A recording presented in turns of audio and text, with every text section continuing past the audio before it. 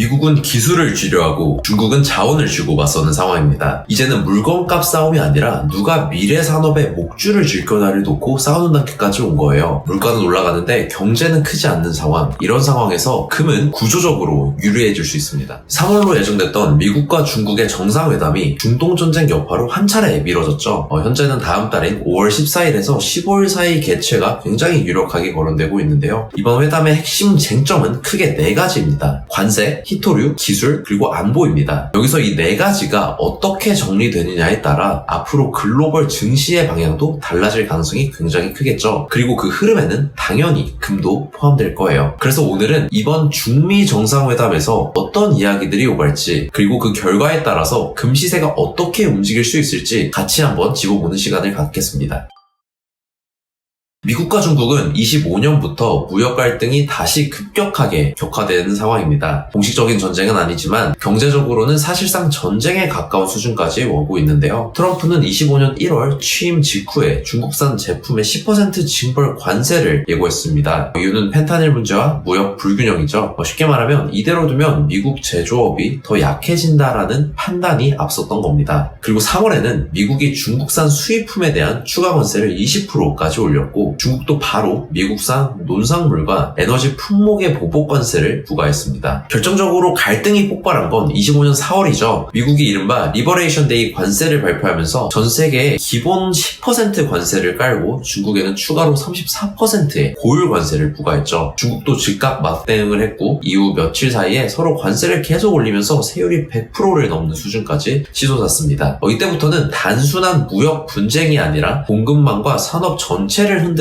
수준으로 넘어갔습니다. 그런데 여기서 중요한 건 이게 단순히 관세 싸움이 아니라는 거죠. 미국은 중국을 이제 단순한 무역 상대가 아니라 기술과 안보를 위협할 수 있는 경쟁자로 보고 있습니다. 그래서 반도체, AI, 첨단 소프트웨어 같은 미래 산업에서 중국을 굉장히 많이 경제하는 움직임을 보여주고 있어요. 예를 들면 미국은 중국의 AI 경쟁 속도를 늦추기 위해서 고성능 AI 반도체 수출을 막고 있고, 반도체 설계에 꼭 필요한 소프트웨어 판매도 제한하는 등 중국의 기술 발전을 굉장히 크게 방해하고 있습니다. 반대로 중국은 자신들이 강한 히토류와 핵심 광물, 그리고 공급망을 협상 카드로 꺼내들고 있는데요. 쉽게 말하면 미국은 기술을 쥐려하고 중국은 자원을 쥐고 맞서는 상황입니다. 이제는 물건값 싸움이 아니라 누가 미래 산업의 목줄을 쥘 거냐를 놓고 싸우는 단계까지 온 거죠. 그렇다고 둘이 완전히 끊을 수도 없는 그런 애매한 상황인데, 미국은 아직도 히토류 같은 핵심 광물이나 일부 전자부품, 그리고 배터리 소재처럼 중국 의존도가 높은 공급망이 계속 필요하고요. 중국은 여전히 미국이라는 거대한 소비시장과 달러 중심 금융 시스템이 필요한 상황입니다. 그래서 이 두 국가는 서로 싸우면서도 완전히 등을 돌리지 못하는 참 애매한 관계로 남아있는데요. 실제로 25년 5월 제네바에서는 90일짜리 관세 휴전이 나왔고, 10월 부산 회동에서는 일부 관세 완화와 히토류 대두거래 같은 제한적 타협도 있었습니다. 하지만 이건 갈등이 끝났다는 뜻은 아닙니다. 너무 세게 싸우면 둘 다 지치니까 잠깐 속도를 조절한 것뿐이죠. 실제로 올해 3월에도 미국이 다시 중국 산업에 대한 불공정 무역 조사를 시작했고, 중국도 막대응에 나서면서 긴장이 다시 높아졌습니다. 결국 지금 미중 갈등은 단순한 무역 분쟁이 아니라 경제, 기술, 안보가 다 얽힌 패권 경쟁입니다. 그래서 이번에 예정된 정상회담도 화해하자는 자리가 아니라 이 갈등을 어디까지 관리할 수 있을지 시험하는 자리라고 볼 수 있겠습니다.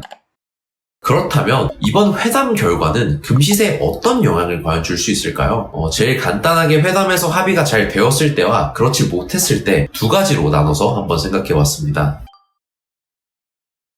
먼저 미중이 관세를 부분적으로 조정하고 히토류 같은 핵심 광물 공급을 어느 정도 안정화시키기로 합의하는 경우입니다. 이 경우 어떻게 될까요? 아마 단기적으로는 시장이 다소 안심하고 위험자산으로 자금이 이동할 수 있습니다. 주식이 오르고 금은 일시적으로 눌릴 수 있겠죠. 전쟁 리스크가 줄어들었으니 더 이상 안전자산이 필요 없다라고 생각할 수 있습니다. 하지만 중장기로 보면 상황이 조금 달라지지 않을까요? 히토류 공급이 안정되면서 인플레이션 완화에 대한 기대가 확실해집니다. 그럼 연준이 금리를 인하할 하락할 가능성이 보다 높아지죠. 동시에 달러도 약해집니다. 이 두 가지가 동시에 작용하면 금값은 다시 상승하는 흐름으로 전환될 가능성이 굉장히 높죠. 실제로 과거에도 굉장히 비슷한 흐름이 있었는데 대표적으로 18년, 19년도 미중 무역 분쟁 때예요. 처음에 관세 갈등이 심해지면서 시장 불안 때문에 금시세가 급등했었는데 이후 19년도에 미중이 1단계 합의 기대를 키우고 협상 분위기가 살아나자 증시는 반등하고 시장은 안도했습니다. 이때만 보면 이제 금 끝난 거 아니야 싶었었는데